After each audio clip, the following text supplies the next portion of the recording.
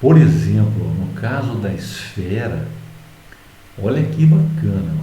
Imagina que eu estou pegando um, dois, três, quatro, cinco cilindros. Então, esta área aqui eu chamo de A de XI. Por que XI? Porque I é igual a 1, 2, 3, 4, 5. Tá? 5 discos. Esta área, qual que é? Olha, é um círculo isso aqui. Ah, legal. E qual que é o raio desse círculo? O raio é Y. Nossa, professor, mas então é tranquilo de calcular, porque se eu sei o raio dessa esfera, eu consigo calcular aqui o Y em função do X. Sim, consegue sim. Ó. O Y em função de X é R ao quadrado menos X ao quadrado. É a função que permite calcular esta área. A somatória aqui eu consigo calcular, porque eu sei calcular a área de cada um desses discos. Eu consigo calcular. Portanto, a somatória eu consigo fazer.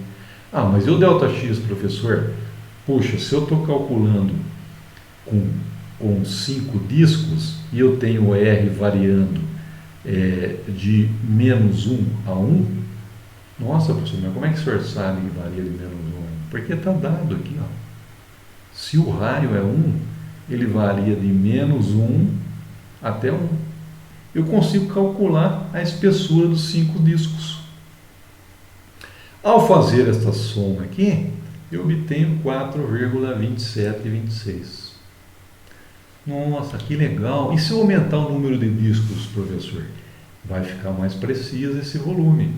Então, se ao invés de fazer com 5, eu fizer com 10, aí vai de menos 1 a 1, só que aí eu tenho 10, dividido por 10. Então, de menos 1 a 1 eu tenho 2, tá certo? 2 unidades. Pode ser 2 metros, 2 centímetros, 2. 2 dividido por 10 dá 0,2. Portanto, esta espessura aqui é 0,2. Como é que eu calculei isso aqui mesmo? De menos 1 a 1 tem 2 unidades. Eu não estou pegando 10 discos agora? Sim. Se eu tenho 2 unidades e estou pegando 10 discos, eu divido por 10. Aí eu vou encontrar o valor de ΔX. A área eu vou calcular por R ao quadrado menos X ao quadrado. E vou fazendo esta conta até obter o volume da esfera. Olha aí, 4,2. Já deu um pouquinho diferente do volume anterior. Se eu aumentar o número de discos para 20, olha, isso aqui vai ficando cada vez mais preciso, pessoal. O volume vai ficando cada vez mais preciso. Por quê? Vai ficando mais aproximado de uma esfera. Ah, olha que bacana, hein? Então, no limite, este volume é a integral. Se eu tender o n ao infinito, este volume é a integral de menos r a r de a de x dx, onde a de x é r ao quadrado menos x ao quadrado. Isso vale para a esfera. Tá? Então, esta aqui é a equação para se calcular o volume da esfera. Aquele 4πr ao cubo, sobre 3, o volume da esfera vem daqui, ó. Ao resolver essa integral, eu vou chegar em 4πr ao cubo sobre 3. Olha que bacana, hein? Então, olha, veja, com 5 discos eu consegui 4,2726. Se eu aumentar para 10, o volume já vai para 4,2097. Se eu aumentar para 20, 4,1940. Olha, esse aqui é mais preciso que esta. Essa aqui está bem grosseira, esse volume aqui, né? Agora, se eu calcular a integral, dá 4,1888. A integral é precisa. Essa é exata. Quer dizer, não é exata aqui porque tem infinitas casas decimais, mas ela está bem precisa aqui.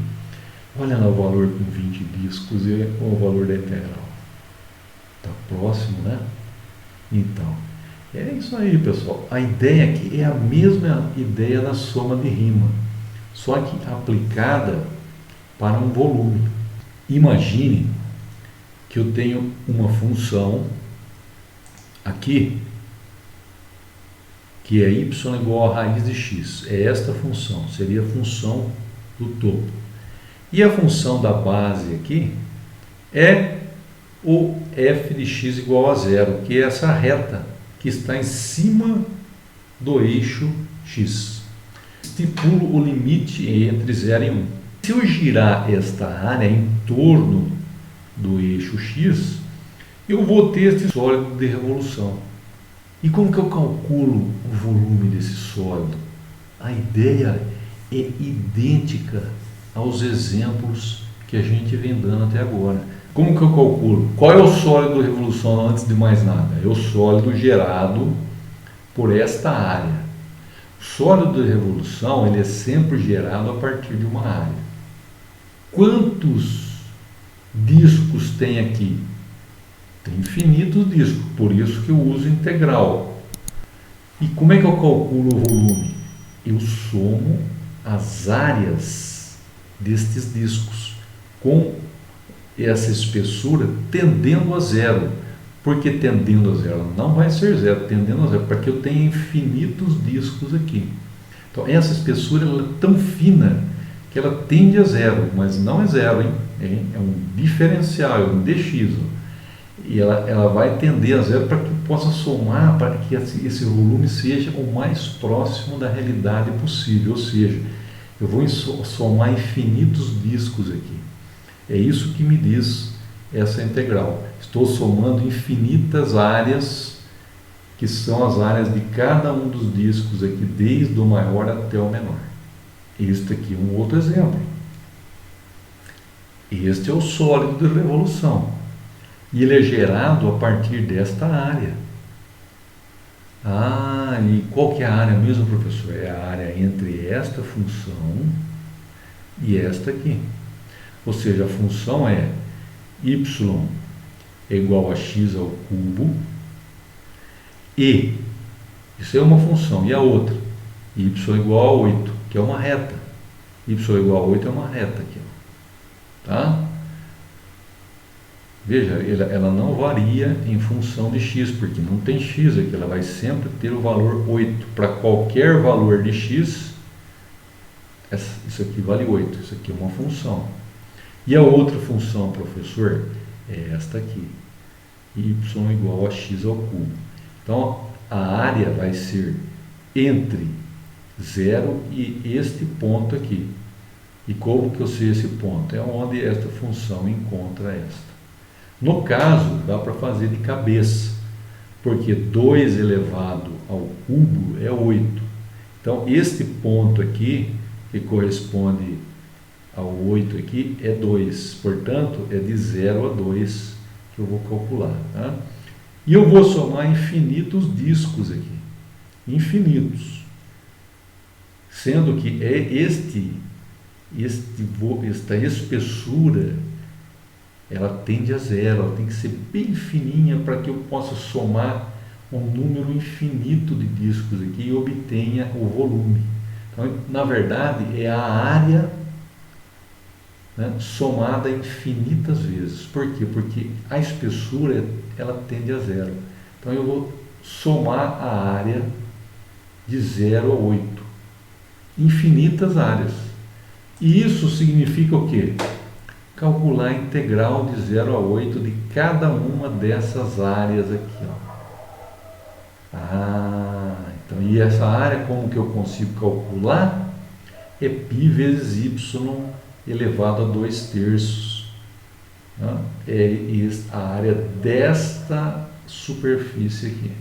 Então, ao calcular essa integral, que a gente já sabe como calcular, a gente vai obter 96 π sobre 5.